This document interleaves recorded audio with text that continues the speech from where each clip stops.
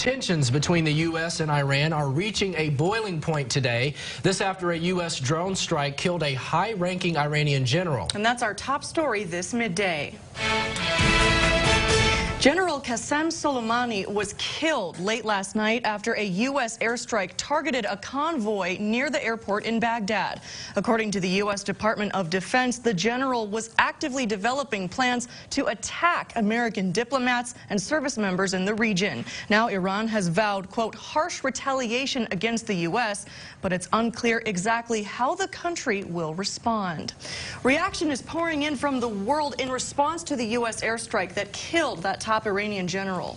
And while here at home, some members of Congress are furious, they were left out of the decision-making process, and they feel the president has brought the country to the brink of war. ABC's Trevor Alt shares the latest. As the dust settles following the American airstrike that killed Iranian General Qasem Soleimani, the world now holds its breath, waiting for the fallout. Iran's Ayatollah saying this morning a severe revenge awaits the criminals who have stained their hands with his and the other martyrs' blood last night.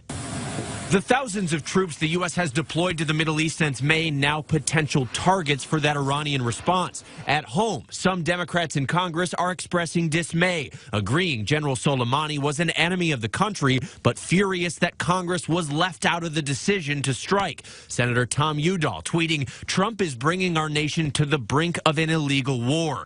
The attack also drawing condemnation from the Iraqi prime minister, who says the airstrike on his country's soil is a breach of Iraq's sovereignty that will lead to war around the world. One potential consequence could be that the U.S. troops are kicked out of Iraq, which would hand a victory to Iran. Other global powers like China and Russia are also warning the strike could have serious consequences. Even a U.S. ally speaking out about the attack, a French official saying, "We are waking up in a more dangerous world." Secretary of State Mike Pompeo responding on CNN. Yeah, well, the French are just wrong about that.